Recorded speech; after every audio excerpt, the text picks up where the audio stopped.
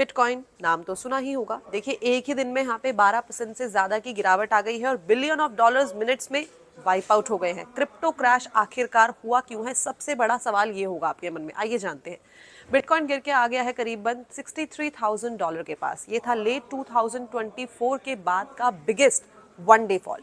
सिर्फ बिटकॉइन ही नहीं बल्कि यहाँ पे एथर की बात भी करी जाए तो 13% की गिरावट यहाँ पे देखने को मिली और पूरा क्रिप्टो मार्केट हिल चुका है। रीजंस की बात करें तो पहला रीजन लिक्विडेशन सबसे बड़ा रीजन है। फोर्स्ड सेलिंग जो है देखने को मिल रही है। $1 बिलियन के बिटकॉइन ट्रेड्स केवल 24 घंटे में लिक्विडेट हो गए हैं। जब लेवरेज ट्रेडर्स निकलते हुए दिखाई दिए तो सेलिंग और भी ज्यादा यहाँ पे तेज होती हुई दिखाई दी और उसके बाद डोमिनो इफेक्ट जो है उसकी भी शुरुआत हो गई। दूसरा reason risk of mood. Investors ने रिस्की एसेट से पैसा निकालना शुरू कर दिया है। इसके बाद अगर हम देखें तो टेक स्टॉक्स में भी भारी गिरावट। एआई स्टॉक्स जो है वो काफी ज्यादा कूल डाउन होते हुए दिखाई दिए हैं। इनफैक्ट अगर गोल्ड एंड सिल्वर की भी बात करें तो वो भी काफी ज्यादा वॉलेटाइल है। रीजन बिहाइंड इट क्रिप्टो भी साथ ही साथ स्लाइड इसके पीछे करता हुआ दिखाई दिया।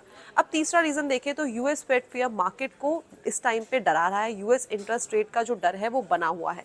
ट्रम्प के फेड चेयर पिक से इन्वेस्टर्स को इस टाइम पे लग रहा है कि जो पॉलिसी है वो और भी ज्यादा टाइट हो सकती है। इसका मतलब हाई रेट्स देखने को मिल सकते हैं और लिक्विडिटी जो है वो कम देखने को मिल सकती है। इज इक्वल्स टू क्रिप्टो के लिए ये बैड न्यूज है। इंस्टीट्यूशन यहाँ पे पुल बैक करते हुए नजर आ रहे हैं। बिग इन्वेस्टर्स भी बाहर जाते हुए दिखाई दे रहे हैं। बिटकॉइन ईटीएफ से बिलियन जो है इस टाइम पे वाइप आउट हो गए हैं। इंस्टीट्यूशन का इंटरेस्ट जो है वो हमें लोअर साइड में जाता हुआ दिखाई दे रहा है।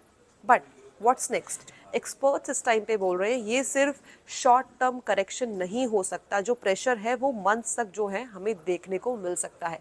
इसलिए आपको हमेशा याद रखना है कि जो क्रिप्टो है वो काफ़ी आपको हाई रिटर्न तो देता है लेकिन उसके साथ लेके आता है हाई रिस्क। तो रिटर्न के साथ साथ रिस्क को याद रखना काफ़ी इंपॉर्टेंट है।